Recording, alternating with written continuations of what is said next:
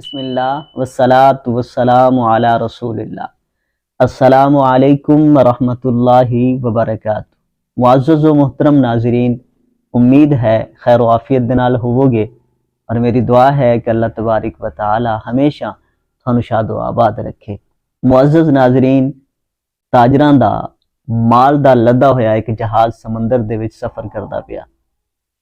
چند تاجر آئے اور بہت سارا ساز و سامان انہوں نے اس دے وچ لوڈ کیتا ہویا۔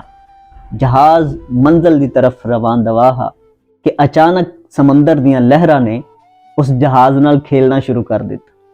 تاجر سمجھ گئے کہ لوڈ زیادہ ہے، لہٰذا ساڈی جان نو ساڈے مال نو خطرہ ہو سکتا ہے۔ انہاں تاجراں نے مل کے یہ فیصلہ کیتا کہ کچھ وزن کم کر دینے ہیں۔ وزن کم ہون دی وجہ تو اسی اپنی منزل مقصود تک پہنچ جاواں گے۔ اس جہاز دے وچ ایک ایسا تاجر بھی آ جس نے نویں تجارت شروع کیتی ہے اور اس دا مال سب تو زیادہ اس جہاز دے وچ آ۔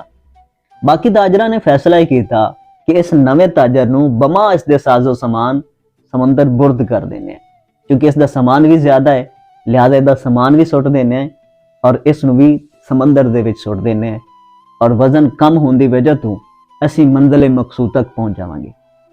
انہوں نے اپنی اس خواہش دا اظہار اس دے سامنے کیتا، لیکن اس تاجر نے اگو احتجاج کیتا۔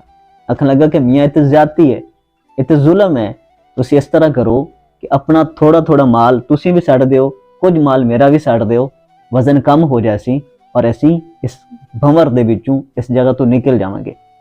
لیکن وہ بضد ہے کہ نہیں، تیرا سامان بھی سٹنا ہے، تیرا مال بھی سمندر سٹنا ہے اور تینوں بھی سمندر سٹنا ہے۔ اور انہوں نے اسی طرح ہی کیتا کہ اس دا سارا سامان اور اس تاجر نو انہوں نے سمندر سٹ دیتا۔ سمندر دیاں لہراں بڑیاں خوفناک آئیاں۔ جدو اس سمندر دے وچ آیا تو انہاں لہراں نے اس نال کھیلنا شروع کر دیتا اور اس نو یقین ہو گیا کہ بس میری موت سامنے ہے اور میں بچ نہیں سکتا۔ اللہ تعالیٰ دی بارگاہ وچ فریاد کی تھی تو لہراں نے اس بندے نو ٹھگ ٹکتے کدرے کنارے تے لا دیتا۔ جدو اس نو ہوش آیا اس نے ویکھا کہ سمندر دے کنارے تے پیا ہویا ہے اور باقی دور دور تک آبادی دا نام نشان نہیں ہے۔ بڑا پریشان ہویا، لیکن اس دن اس نے اللہ تعالیٰ دا شکر بھی ادا کیتا کہ چلو جان بچ گئی ہے۔ لیکن جان بچی بھی کس بھائے کہ تا حد نگاہ سمندر ہی سمندر ہے۔ قریب ہی ایک جزیرہ ہا، یہ بندہ چلدا چلدا اس جزیرے تے جا پہنچا۔ اس جزیرے تے جا کے اس نے اپنے رہن دا بندوبست کیتا۔ کھجوراں دے پتے لے کچھ شاخاں شوخاں کٹھیاں کر کے اس نے اپنی ایک جھونپڑی بنائی چھوٹی جی۔ دن نو یہ شکار وغیرہ کردا، پرندیاں دا خرگوشاں دا شکار کردا، وہ کھا لیندا، اور رات نو یہ رات بسر کر لیندا، جھگی دے وچ سر چھپا لیندا۔ اسی طرح اس دا وقت گزردا رہا۔ کچھ عرصے تو بعد ایک دفعہ ایسا ہویا کہ اپنا کھانا بنانے واسطے اس نے جویں اگ جلائی تو ایک چنگاری اڈی اور جا کے اس دی جھگی تے ڈگی اور اس جھگی نو اگ لگ گئی۔ اس نے بڑی کوشش کی بجھاون دی، لیکن اگ نہ بجھا سکا۔ جب جھگی سڑ کے سواہ ہو گئی تو اس نے اللہ تعالیٰ دی بارگاہ دے وچ فریاد کیتی، واویلا کیتا، اللہ تعالیٰ دی بارگاہ وچ شکوہ کیتا کہ مالک و مولا، اس سمندر دے وچ لیا کے مینوں تو سٹا، بے یارو مددگار، دور دور تک آبادی دا نام نشان نہیں ہے۔ میں صرف ایک جھگی بنائی اپنے واسطے، میرا کل اثاثہ کل سرمایہ ہا، میرے سر چھپا سکدا ہا، مینوں جیون دی کچھ آس ملی ہوئی آئی، رب العالمین تو بھی جلا دیتی، اور یہ آخدا ڈگا اور اس دی اکھ لگ گئی۔ جدو صبح بیدار ہویا تو ویکھ کے حیران ہو گیا کہ اس ساحل تے، اس کنارے تے ایک کشتی اور چند ملاح اس بندے نو بچاون واسطے آئے کھلوتے ہیں۔ اس نے انہاں ملاحاں دے کولوں پوچھا کہ تسی اتھے کس طرح آئے، انہوں کیویں پتہ لگا کہ میں اتھے ہاں؟